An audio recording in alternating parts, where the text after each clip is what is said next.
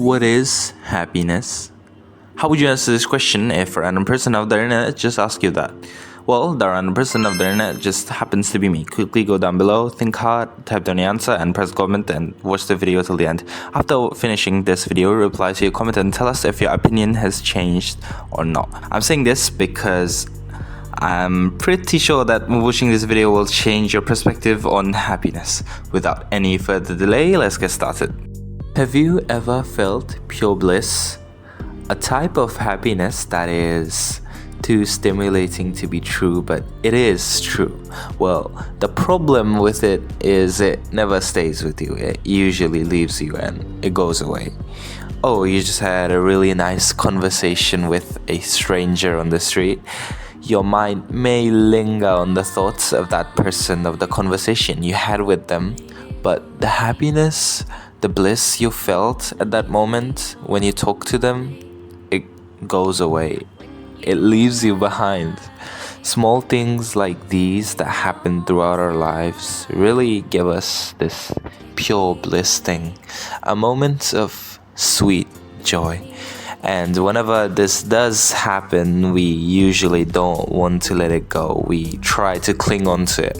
But unfortunately, my dear viewers, it leaves us. We can't really do much about it. No matter how much we try to preserve these little hits of dopamine, we ultimately fail. Most of us do.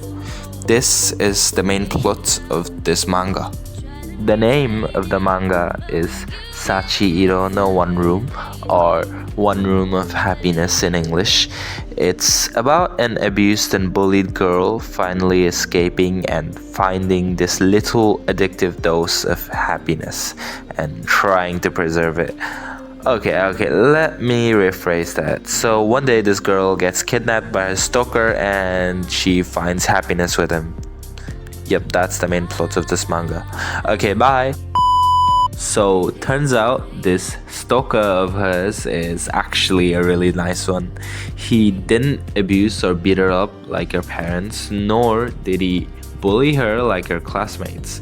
He cooked her warm meals and gave her lots of attention and kindness that she honestly deserved. I mean, after being locked up in her room, being handcuffed to your wardrobe and being beaten up and abused by your parents, anything is better. But she didn't get just anything. She got the full package. A stalker, meaning he clearly has feelings for her, otherwise why would he stalk? Bro's hot AF, cooks addictively delicious meals. Heck, you would not be down to get kidnapped by this homie. Minus the love part, I'm not gay. So everything is good, right? She loves him, he loves her, both of them are happy, yay! Well, here's where the twist comes in. Her mother called out an investigation and hired a few detectives to find her daughter. Yeah, turns out her mother is a perfectionist who wants a perfect family. So yeah, what an asshole. And so the goose chase commences. Now, fortunately, I mean, if this didn't happen, the entire plot of the manga would have been ruined. So fortunately, the first pair of detectives figured out that our MC was being abused by her parents. So these detectives basically tracked down the stalker and our MC and saved them. I don't really want to spoil everything as this part is very interesting, so go read it by yourself. Now, as this manga approached this end, I realized a few things. One, we still didn't know our MC's real name. You'll find that throughout this manga, she has two names. One is the name her stalker named her, Sachi. Sachi means happy, and the other is XXX-san.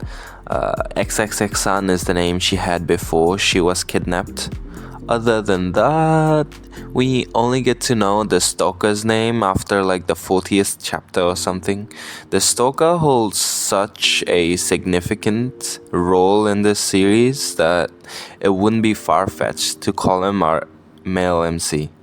Anyways, what I'm trying to say is this manga has such a focused story on the message they're trying to send, so much so that it doesn't even feel like giving us their names would be worth the trouble. And I honestly respect that. And the second thing we realize is what's between our stalker and our MC isn't exactly love. The stalker didn't exactly kidnap our MC because he was obsessed or something. He did it mostly because of pity. So why exactly are they sticking together? To cling on to the happiness they find in each other. What? That sounds like love. No, it's not love exactly. It's just one of those things I can't really explain by words alone, so you're just gonna have to trust me on this one. But I can say this much. At the end of this manga, we do get to smell a little bit of romance. The main focus of this manga isn't exactly romance. It's about preserving the happiness you find. And yep. Now, as this manga ends, you are left with a hint of satisfaction. You ask yourself, why did they have to do this? They could have just lived happily ever after.